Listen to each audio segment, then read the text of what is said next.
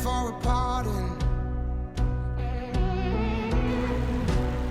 Cash in before the house rules. Never break from the ground rules.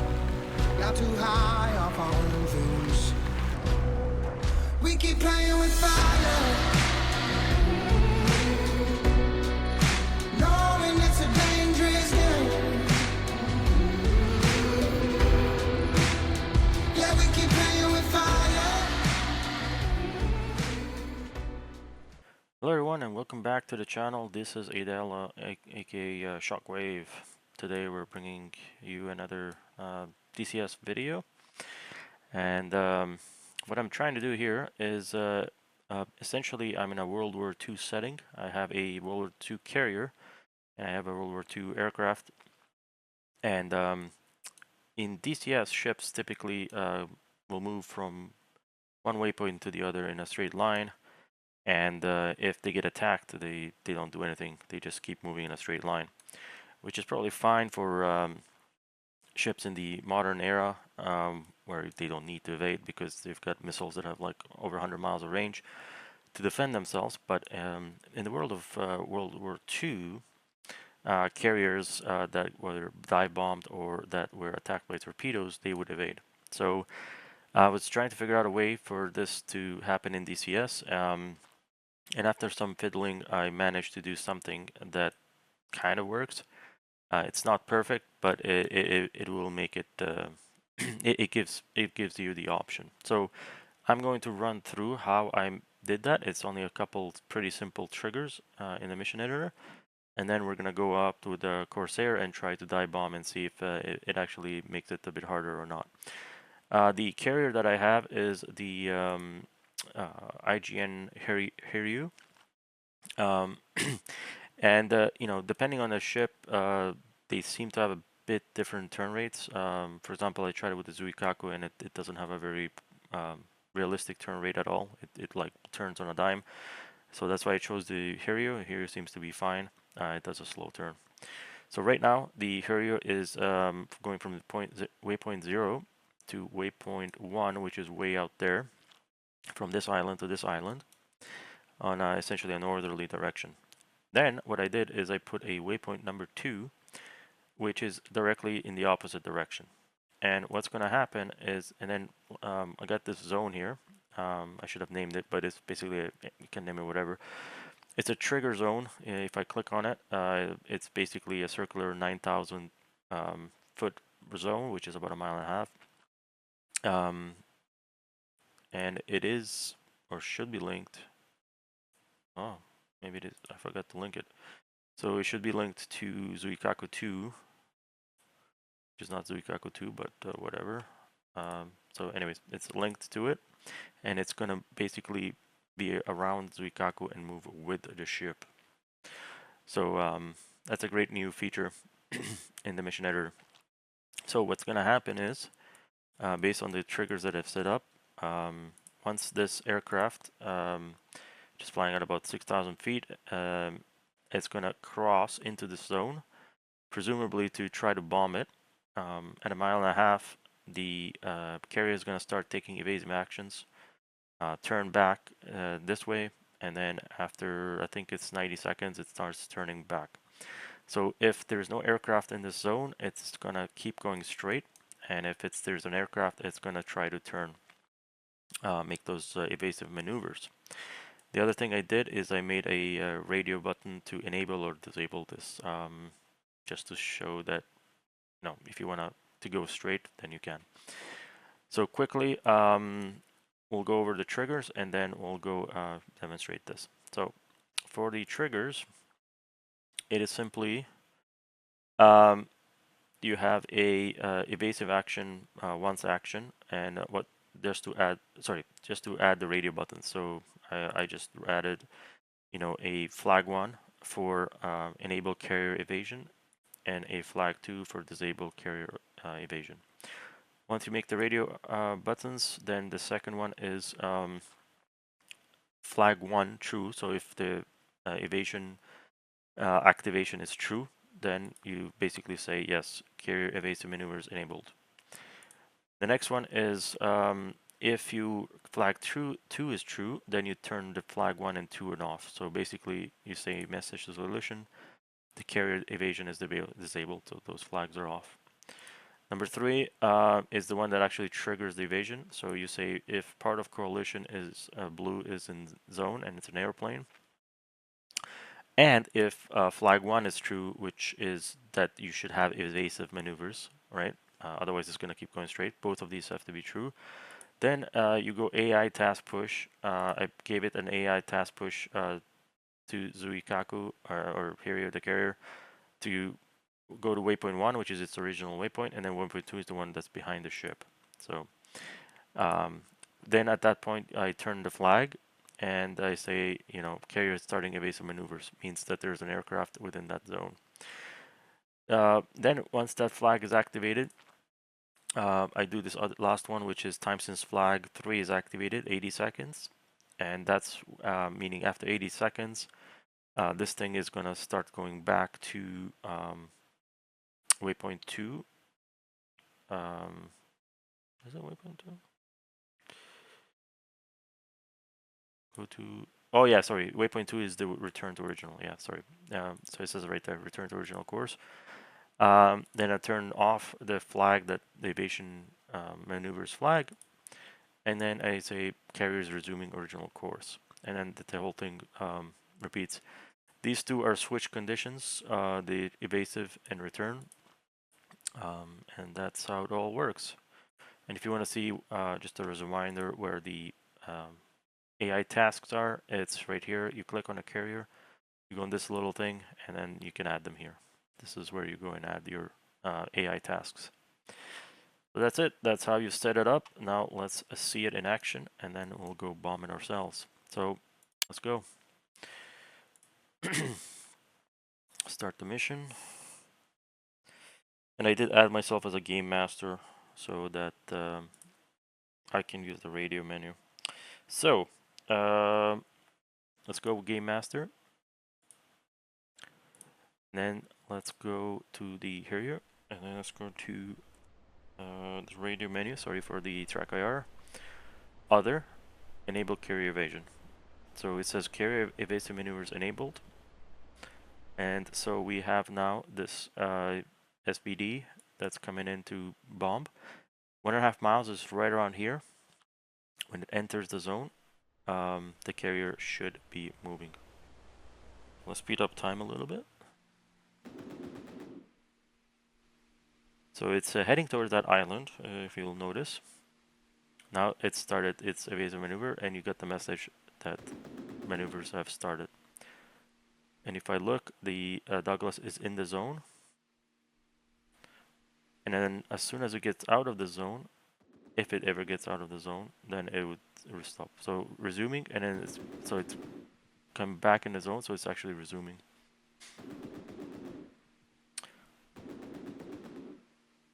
So the Douglas is just over the ship, and this is making a right-hand turn. As soon as it gets out of the bubble, it should say resume to original course. There it is. The carrier is resuming original course, so it's going back towards that island, which is waypoint 1. Now the Douglas is coming back, and this left turn is going to be stopped as soon as this thing enters 1.5 miles or 9,000 feet. So left turn, left turn, left turn. And then as soon as it enters, it's going to start turning. There you go. Carrier starting evasive maneuver. Now it's turning back again to the right, as the Douglas is right on top of it. There you go. And if the Douglas does leave the zone, it should turn back towards waypoint 1 again. But it hasn't. Only briefly, right? So now it's turning. So it seems to be working pretty damn well. It took about 90 seconds to do this turn. But you can see it can be abused, right? If this Douglas keeps staying in the zone, this thing will eventually turn to waypoint 2 and stay on waypoint 2. So I would have to add many more waypoints, right? So if the Douglas just keeps hovering over. But then also it is a target for the anti-aircraft batteries. So it probably shouldn't. So now that the Douglas is back away, that's it. This guy is now going to resume its original course, which was towards that island. There you go. There you have it. So this makes it a lot more realistic. Instead of going straight, well, two carriers would always go into evasive actions when being attacked. So I don't know how this would work if you had a whole fleet around it. You know, DCS, AI, as far as ship movement, is hopefully they end up, you know, hitting each other. So you have to give them a lot of room. But at least it's something that is possible in the editor. So now let's go and see if we can dive bomb this thing in the Corsair and see if it actually makes it harder. Because it does turn very slow, right? But it is something, right? So let's go check that out. All right, so I've removed the Douglas, and here we are. I got the F4U, which is a mod that basically reskins the P51, but I love the look of it. So it's got 2 bombs. These are 500-pound bombs, and we're gonna go and try to take this guy out. So as we approach, I'm going to activate carrier evasion, and then as I come in for a dive bomb, it should essentially turn. And then we'll probably do one without the turn and see if it makes it any harder, easier or harder. And then we'll probably fly back and forth into the zone to see if it turns. So yeah, let's go do that.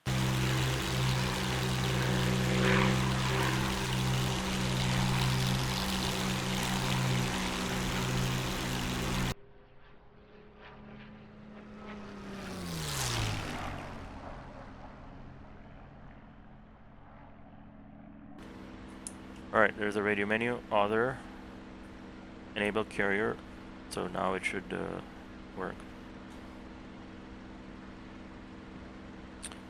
Alright, so here we are, we're gonna keep it on the canopy there, we're gonna keep our very low speed, because we don't want to overspeed.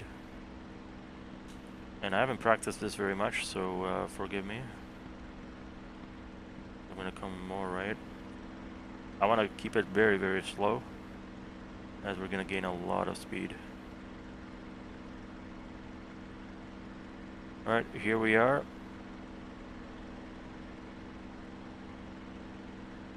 And I'm going to give myself, there you go, that's a mile and a half as starting maneuvers. Throttle's back. And let's go for this dive bomb.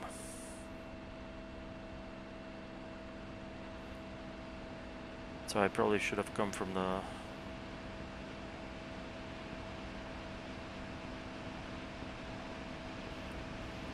Alright, bombs released.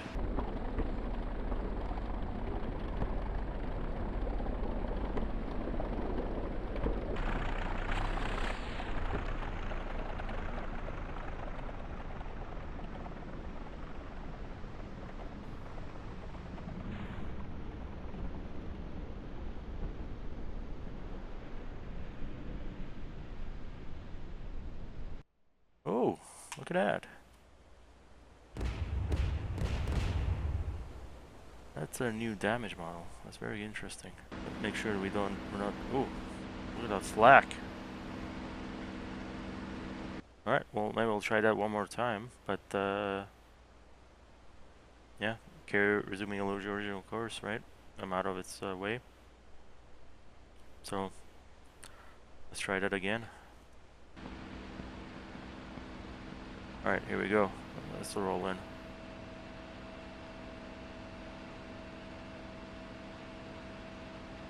Come on.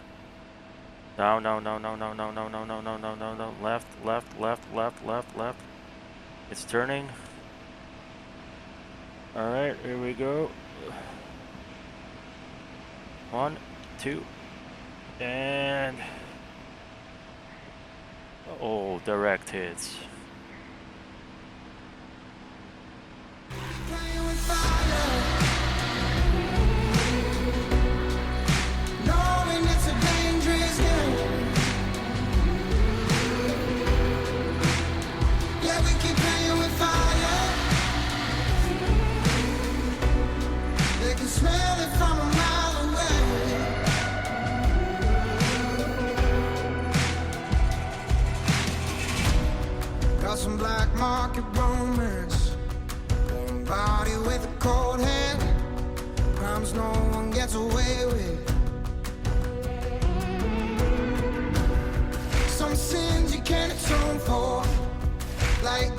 trade your soul for?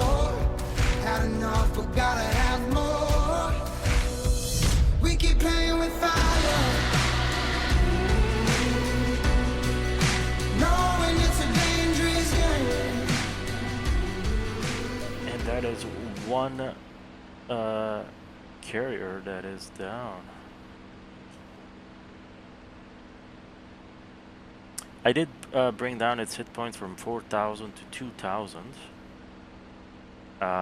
So, I mean, I think it was the Hawkeye that got struck by only 2 bombs in a battle of Midway, and it sunk. So I just dropped 2 bombs. They seem to be direct hits. And so it should theoretically like be possible to sink it, though there was many others, like all the other air carriers, that essentially got struck by 5 or 6 bombs, and some of them, actually the Zuikaku itself, I believe, got struck by 9 bombs and 7 torpedoes, and it was the last of the 6 aircraft carrier to be hit. But if I look at the health, it's just about half. So so that means it took out about 1,000 hit points. So I'm gonna be playing around with that, but essentially, as I said, what I'm gonna do is maybe see if I can put some random triggers to see to basically simulate random fires. So it'll just roll a flag, and basically based on chance, it might be enough to sink it, or it might need more bombs based on the damage control. But that is one bad looking carrier, that's for sure. Right, folks, so I did manage to set up secondary explosions for the carrier, which I'm pretty proud of. It works pretty damn well. It's just a bunch of simple triggers, actually, but it really adds to the realism. So besides the turning that I showed just now, now I've decided to add to this video also these secondary explosions. So essentially, this is our original trigger for the movement, and I should probably rename that. But anyways, I created a new trigger here, a zone called Secondary Exposure Trigger Zone, and it's only 100 feet, and it's following Zuikaku 2, which is this unit here, and that's that trigger. So let me show you the triggers, because it's really cool how it works. So here we go. So the first trigger is all these yellow ones. So these were all the movement ones. These are all the explosion ones. So the first one is, what I'm saying is I'm forcing at 10 seconds after start that I'm going to force an explosion, because I don't want to go and bomb this thing every time to show this. So it's just I'm simulating a bomb drop on the carrier so that I don't have to do it, and I can explain the rest of it. So that's the first thing. It's going to happen after 10 seconds. So after that, I have this, I call it a fire simulation trigger, whatever. It's just the first trigger to simulate this whole thing. So what I'm saying is, if the life of the carrier is less than 90, or I should probably say, yeah, screw it, just leave it at 90. Then the chance of secondary explosion becomes a thing. If it's, and you can do different triggers, but essentially this triggers everything. So it means it's damaged. The carrier is damaged. Things are gonna happen. That's all that is. Then it says I'm gonna set this flag for. You can do whatever you want, but that's my next flag. And I said random value from 1 to 3. So this is gonna set basically the options of secondary explosions. There's 3 of them that I've set up, so for sure one of those 3 is gonna happen. If you set this like to 50, like the chances of any of these explosions happening reduces drastically. And all I'm saying here, is when this happens, unit is less than 100 hit points, flag 4 activated. So that shows that it's active, these triggers. So once that happens, then this flag is going to set one of those 3 values. They're 1, 2, or 3. If it sets 1, it's going to say flag 4 is 1 here. And if the time since that flag is 30 seconds, then it's going to trigger an explosion of volume 100. And it's going to send this message saying this is the 30-second secondary. Similarly, this one is at 60 seconds. And flag 2 has to be enabled, because this is the flag 2 is the 60-second flag, right?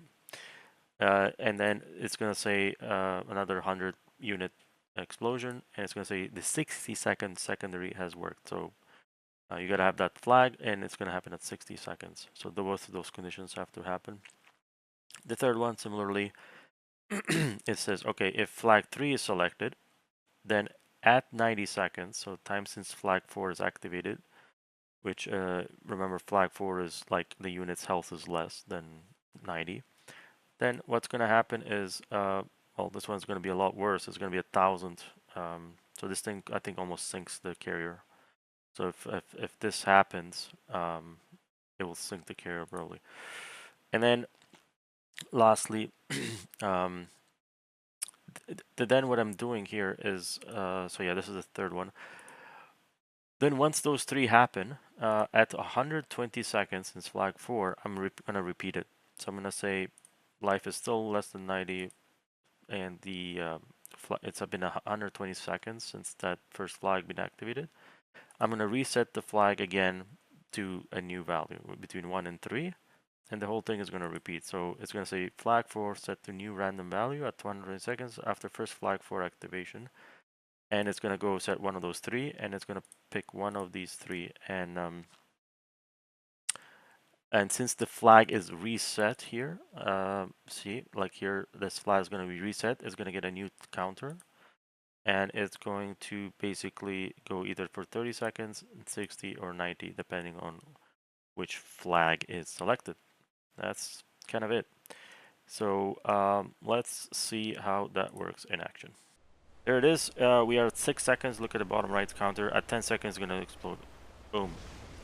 It says unit less than 100, flag 4 activated. So now, it's going to take 30 seconds, depending of if flag 1 was activated at 30 seconds, past that first flag, so basically at 40 seconds, which is in 10 seconds, a new explosion will occur. And if that flag was selected. So let's see. And here's 40. 41, 42, nothing. So flag 1 was not selected. The next flag is 30 seconds after that, so it's going to be around 1 minute and 10 seconds. So let's see, 3, 2, 1. Boom! 60-second secondary explosion has occurred. So it's selected, that's the flag that it's selected, flag 2. So the next one is at 140, so if we go to 140, nothing's going to happen. So here's 9, 8, 7, 6, 5, 4, 3, 2, 1, and nothing, because flag 2 is what was selected. Now at 2 minutes and 10 seconds, the flag is going to reset, and this thing is going to repeat. So let's go to 2 minutes and 5, 6, 7, 8, 9, and the trigger. Flag 4 set to new random value 120 seconds after first flag 4 activation. So it repeats. So this new flag is going to set a new random number. So it's going to take 1, 2, or 3. So either 30, 60, or 90 seconds. So here comes the first flag at 40 seconds. Let's see if this was it. No. First flag was not selected. Let's go to second flag at 60 seconds. And here it is. Nope. That was not it. So the last flag is at 3 and 20. So It has to select one of those 3 flags because I made it that it forces at least one. But you could. Here it is, 10 seconds. This should be the big one. This is 1,000. This should almost sink this thing. There you go, 40.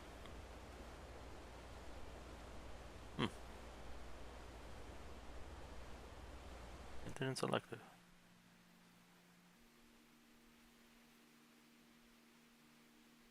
Okay, I might have changed the. Yeah, it might have been still 1 out of 6 because I didn't save it. But yeah, let's go back and see what that was all about. So if I go back, it was this trigger here. It should have been between flag 4, 1, and 3. We did see this thing. So we should have set a flag 4 between 1 and 3. I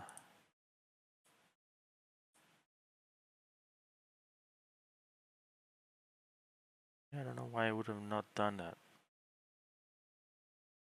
Let's try it again real quick. There should be a second explosion happening after the on the second trigger. So here we go. Let's speed it up. That's the initial trigger. 40 seconds. Yep. So first, the 30-second explosion was triggered, and the others were not. So here comes. None of the other ones were. So here comes 2 minutes 10 seconds. There you go. New flag is reactivated. It should now. Let's see, at 40 seconds. Didn't do it. What now? Nope, didn't do it. How about now? This is the third one. Should be one of these. 40? Nope. Oh, there it is. 90-second secondary. There you go. That makes me happy when triggers work. There you go. That's the one that crippled it. That's 1,000. It was 1,000 volume explosion, so that was a huge one. I was like dropping like a 5,000 pound bomb on everything. So there you have it. This just randomizes the explosions so that it's not all predictable and makes it realistic so that you could have a single bomb hit and potentially you can customize it as much as you want. And just to show you for the percentage, so if I go here to that first trigger, the random value, if I make this like 50, right, that means only 1, 2, and 3 flags 1, 2, and 3 are gonna do anything. So there's a huge chance that nothing is gonna happen, right? Whereas, you know, on the second one, if I say that only like flag 3 or flag 1 is gonna happen, then it's gonna force it, right? It's gonna force it between either flag 1 or flag 2 is gonna do something for sure. So let's go. It's gonna force it to flag 1, which is within 30 seconds. So let's test that. So essentially nothing is gonna happen for the first little bit. All right.